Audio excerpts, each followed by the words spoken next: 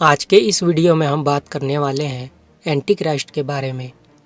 आपने 3 शब्द anti Christ, मसीह विरोधी या दज्जाल इंटरनेट पर पढ़े या यूट्यूब पर अक्सर देखा होगा या किसी न किसी माध्यम से जरूर सुना ही होगा।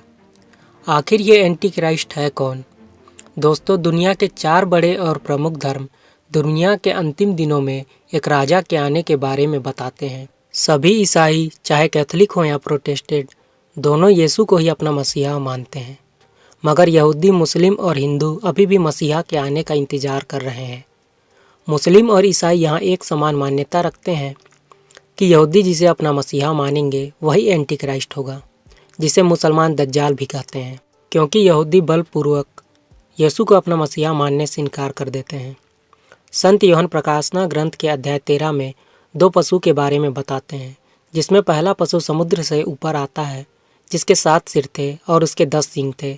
7 सिरों से ये साफ हो जाता है कि ये 7 महाद्वीप हैं जो मिलकर एक राज्य बनाएंगे, जिसे वन वर्ल्ड गवर्नमेंट कहा जाता है, जो इब्लिस या लूसीफर बनाएगा अपने पुत्र के लिए, जो एंटी क्राइस्ट है।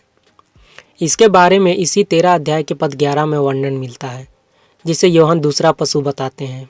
मेमने के सींग जैसे उसके 2 सींग थे और वह पंखदार सर्प की तरह बोलता था।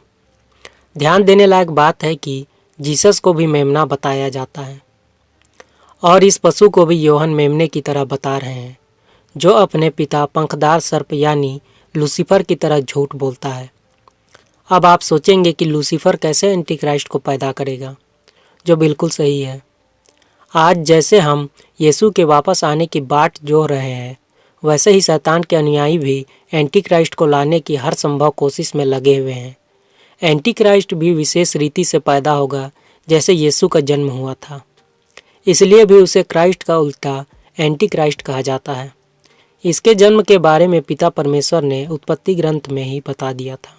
जब आप उत्पत्ति ग्रंथ अध्याय 3 उसका पद 15 पढ़ेंगे तो वहाँ पिता पंखदार सर्प को श्राप देते हुए कहते हैं कि मैं तेरे और स्त्री के बीच, तेरे वंश और उसके वंश में शत्रुता उत्पन्न करूँगा। इन वचनों से पता चलता है कि कहीं ना कहीं लूसीफर का भी वंश होगा। जैसे माता हेवा का वंश यीशु, तभी तो दोनों के बीच शत्रुता उत्पन्न होगा। शैतान का वंश भी कहीं ना कहीं हमारे बीच निवास करता है। प्रोफेट जकरिया एक ऐसे नबी थे जिन्होंने राजा मसीह का दर्शन अपने समय में ही कर लिया था।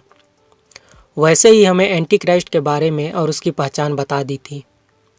जब हम जकरिया के ग्रंथ अध्याय 11 पद 15 से 17 पढ़ते हैं तो वहाँ ऐसा लिखा है, इसके बाद प्रभु ईश्वर ने मुझसे कहा, अब तुम निकम्मे चरवाहे का उपकरण अपनाओ। मैं तो इस देश में एक निकम्मे चरवाहे को नियुक्त करने वाला हूँ। वह ना तो खोए हुओं की चिंता करेगा, ना भटके हुओं की खोज करेगा। वह घायलों की दवा दारू नहीं करेगा, ना ही वह भूखी भेड़ों को चारागाह में ले जाएगा, बल्कि वह मोटी भेड़ों का मांस खाकर खुर और हड्डियां निकाल फेंकेगा। धिक्कार उस निकम्मे चरवाहे को जो रेवड़ को छोड़ देता है, उसकी बाँह और दाहिनी आंख पर तलवार की चोट लगे, जिससे बाँह सूख जाए और वह काना हो जाए। प्रोफेट जकरिया के इन वचनों से पता चलता है कि एंटी क्राइस्ट हो सकता है कि कभी उस पर हमला हो और वह सूखे बाँह वाला और एक आंख से काना हो जाए।